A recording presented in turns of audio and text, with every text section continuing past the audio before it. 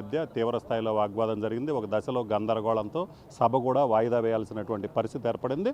అసలు సభలో ఏం జరిగింది, ఎందుకు ఈ వివాదం చెలరేగింది అనేది మాట్లాడటానికి మనతో పాటు ఎమ్మెల్సీ రవీంద్రనాథ్ ఉన్నారు. సార్ చెప్పండి, మండల్లో ఏంది ఇంత సిట్యుయేషన్ ఏంది? పెద్దల సభ అంటారు, ఇంత గందరగోళమైన పరిస్థితి, సభ వాయిదా సిట్యుయేషన్ ఎందుకు వచ్చింది? నేను నూతనంగా వచ్చినటువంటి అభ్యర్థిని. లాస్ట్ ఇయరే నేను ఎమ్మెల్సీ అయ్యాను. లాస్ట్ టైము ఈ సంవత్సరం జనవరిలో ఒక ఓటాన్ అకౌంట్ బడ్జెట్ చూశాను. చాలా ప్రశాంతంగా జరిగింది. అప్పట్లో గవర్నమెంట్ ఒక ఎస్ఆర్సీపీ ఉంది, అపోజిషన్ పార్టీలు టీడీపీ ఉంది. ఓటాన్ అకౌంట్ బడ్జెట్ పెట్టినప్పుడు టీడీపీ వాళ్ళు కూడా చక్కగా వాళ్ళు దాని మీద డిబేట్ చేయడం చాలా సాఫీగా సాగింది. మరి ఈసారి ఈ బడ్జెట్ ఇది అంత ఫుల్ ఫ్లెడ్జ్డ్ బడ్జెట్ మీరన్నట్టు చాలా గందరగోళం, టైము అంతా వృధా అయిపోవడం, ఏదైతే మనం చర్చించాలో ఆ టాపిక్ మీద మరి కాకుండా అన్నీ ప్రక్కదారికి పట్టడం మూలంగా ఈరోజు ఈ పరిస్థితి వచ్చింది. అంటే ఏంది ప్రధానంగా అంటే ఎజెండాలో ఏదైతే చర్చకు సంబంధించి ఉందో వాటిని కాకుండా మీరు సోషల్ మీడియా అరెస్టుల మీద మాట్లాడాలని చెప్పారు. సో తర్వాత మాట్లాడదామని చెప్పిన ఎందుకు మీరు దాన్ని అపోజ్ చేయాల్సి వచ్చింది? రాజ్యాంగంలో మనకి కొన్ని అవకాశాలు ఉంటాయండి. ఒక వాయిదా తీర్మానం, ఒక సీరియస్ ఇష్యూ ఉన్నప్పుడు వాయిదా తీర్మానం అడగడం అనేది మనకి రాజ్యాంగపరంగా ఉండేటటువంటి ఒక ఆ హక్కును ఫస్ట్ వెళ్ళి ఒక వాయిదా తీర్మానం సోషల్ మీడియా వారి కోసం అడగడం జరిగింది. మరి ఎక్కువ మంది 600 మంది పైచులకు అరెస్టులు పడ్డారు. చిన్న చిన్న పిల్లలు, చదువుకుంటున్న పిల్లలు, వాళ్ళ జీవితాలన్నీ పాడైపోతాయి. చిన్న చిన్న ఒక కామెంట్స్ పెట్టినందుకు, అదే ఒక పెద్ద కామెంట్లు పెట్టి చాలా దాన్ని తీసుకోవచ్చు.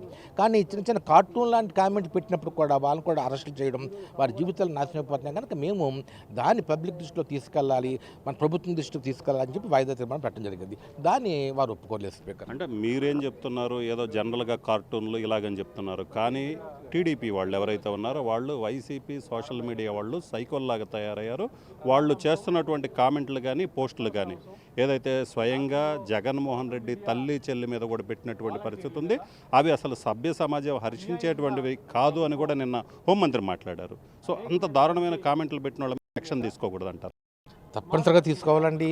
సైకోలా బిహేవ్ చేసేటటువంటి సోషల్ మీడియా వాళ్ళు అన్ని పార్టీలు ఉన్నారు.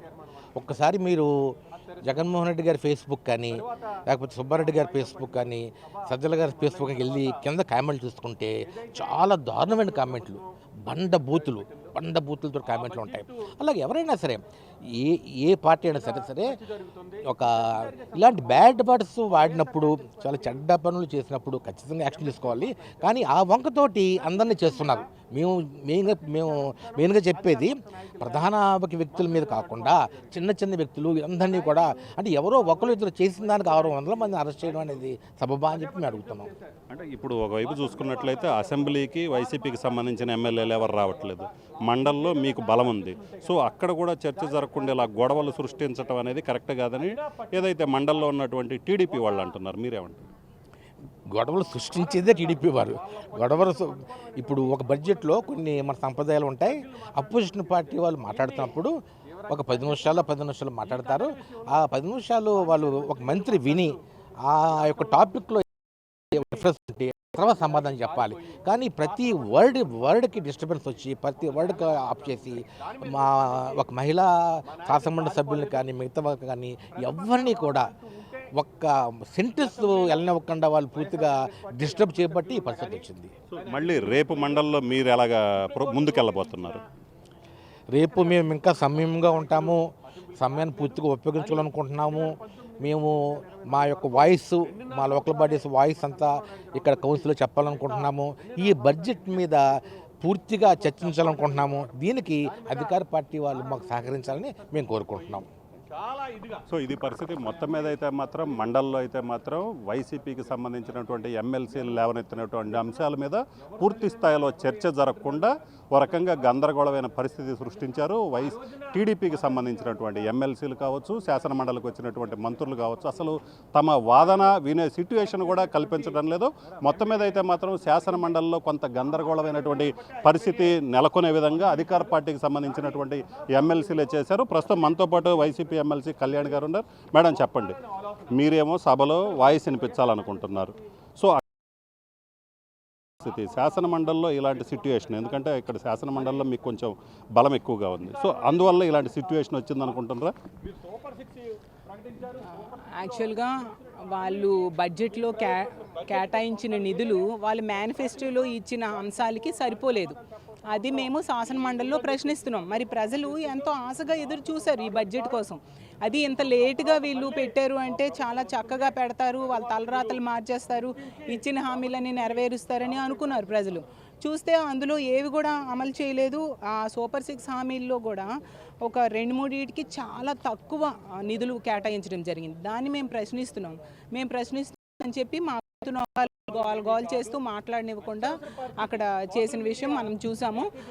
ఇది చాలా అన్యాయం. ఎందుకంటే చట్టసభలకు వస్తాము, ప్రజల తరపున ప్రతిపక్ష పార్టీగా మా వాయిస్ వినిపించాలి, వాళ్ళ సమస్యలు సభలో ప్రస్తావించడం కోసం, అధికార పార్టీ చేస్తున్న తప్పుల్ని వేలెత్తి చూపడం కోసం ప్రతిపక్ష పార్టీగా మా రోల్ మేము ప్లే చేస్తున్న వాళ్ళని మమ్మల్ని ఈ విధంగా పనిచేయనివ్వకుండా చేయడం చాలా దారుణమని దీన్ని తీవ్రంగా ఖండిస్తున్నాం. మన ప్రజాస్వామ్య దేశంలో ఉన్నాము. ప్రజలకి, ముఖ్యంగా ప్రజాప్రతినిధులకి ఉన్న హక్కులు పరిరక్షించాల్సిన బాధ్యత ప్రభుత్వం ఉందని తెలియజేస్తూ ఉన్నాం. మీరు సోషల్ మీడియా యాక్టివిస్టుల అరెస్టుల మీద వాయిదా తీర్మానం ఇచ్చారు. సో వాళ్ళు తర్వాత చర్చిద్దామన్నా కూడా మీరు దాని మీదనే పట్టుబడి సభ జరగనివ్వకుండా చేశారని కూడా టీడీపీ వాళ్ళు ఆరోపిస్తారు. యాక్చువల్గా అది స్టార్టింగ్లో జరిగింది. సోషల్ మీడియా యాక్టివిస్టులు అనవసరంగా అన్యాయంగా అరెస్ట్ చేస్తూ ఉన్నారు. ఎందుకంటే అందులో ముఖ్యంగా ప్రభుత్వాన్ని ప్రశ్నిస్తున్న వాళ్ళని అరెస్టులు చేసి, అలాగే కేసులు పెట్టడము, అలాగే నోటీసులు ఇవ్వడము చేసి వేధిస్తూ ఉన్నారు. అది తప్పు.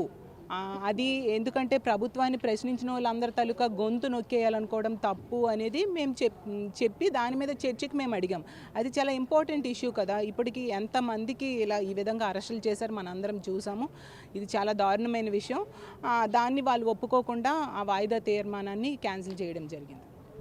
సో ఇది పరిస్థితి. మొత్తం మీద అయితే మాత్రం రాష్ట్రంలో జరుగుతున్నటువంటి సోషల్ మీడియా అరెస్టుల మీద వాయిదా తీర్మానం గురించి అడిగినప్పటికీ కూడా అధికార పార్టీకి సంబంధించినటువంటి ఎమ్మెల్సీలు దానికి చర్చకి అంగీకరించకుండా చేశారు. అలాగనే బడ్జెట్కి సంబంధించి ప్రధానంగా కూటమి అధికారంలోకి రావడానికి కారణమైనటువంటి సూపర్ 6కి సంబంధించి బడ్జెట్లో ఎలాంటి కేటాయింపులు జరపలేదు. దాని గురించి మాట్లాడటానికి ప్రయత్నించిన సమయంలో తమ గొంతు నొక్కే ప్రయత్నం చేస్తున్నారు. ప్రతిపక్షంగా ప్రజల తరపున పోరాటం, ప్రజల తరపున ప్రశ్నించడం అనేది తమకున్నటువంటి హక్కు.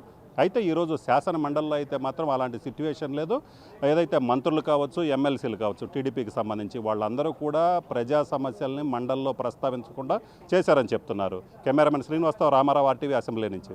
మరిన్ని వీడియోస్ కోసం ఛానల్ ని సబ్స్క్రైబ్ చేయండి. లేటెస్ట్ అప్డేట్స్ కోసం వాట్సాప్ ఛానల్ ని ఫాలో చేయండి. అండ్ లింక్ డిస్క్రిప్షన్ లో ఉంది.